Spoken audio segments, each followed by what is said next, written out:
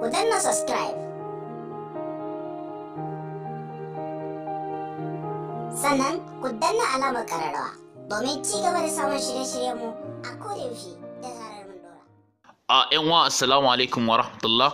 Sannan mu da sake kasancewa tare da ku a wannan channel namu mai albarka Hausa Program TV. Muna roƙo ga sababbi su daure su danna mana subscribe da alamar ƙararrawa domin ci gaba da samun shirye-shiryenmu da zarar mun dora. Insha Allah yau za mu nuna muku yadda za ku yi amfani da Google Translate, yadda zai fassara maka kowane irin yare zuwa yaren da kake fahimta. Kamar wannan waje da na zagaye, wasu wayoyin suna da irin wannan waje, su wasu kuma ba su da shi. In wai ka bata da irin wannan yanayi, za ka iya zuwa Google Play Store kai downloading na Google Translator. To yanayi iri ɗaya ne da abin da zan koyar a nan. Ga wanda suke da irin wani yanayi za su taɓa nan wajen ne. Sun taɓa za su ɗan jira ya buɗe. In ya buɗe ga inda aka sa translate nan, inda na zagaye, sai ku taɓa shi.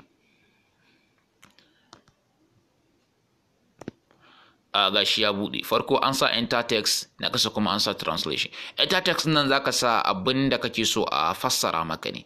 Bara na yi copy ɗin wani rubutu, bara ne first. Ga shi na yi first. Da yake wajen translation ɗin turanci ne, to za ka ɗan taɓa wannan alamar da na ɗan na zagaye ɗinta, sai ka taɓa ta. To ga duk yarurruka nan, wannan duk yare ne da kake so. Bara na mai da shi yaren Hausa. Ga shi na taɓa Hausa.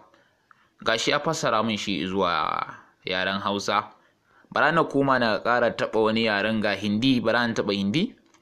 Gashi ya fassara min shi zuwa yaren Hindi. To haka duk wayannan yarurruka ne da kake da buƙatar ya fassara maka su zuwa yaren da kake so. Ga Arabic na taɓa yaren Larabci, gashi ya fassara min shi zuwa yaren Larabci. To wannan haka ake amfani da Google Translate. Muna roƙon da ku daure ku danna mana subscribe da alamar ƙararrawa, sannan ku share domin yan uwa su amfana. Mun gode. Wassalamu alaikum.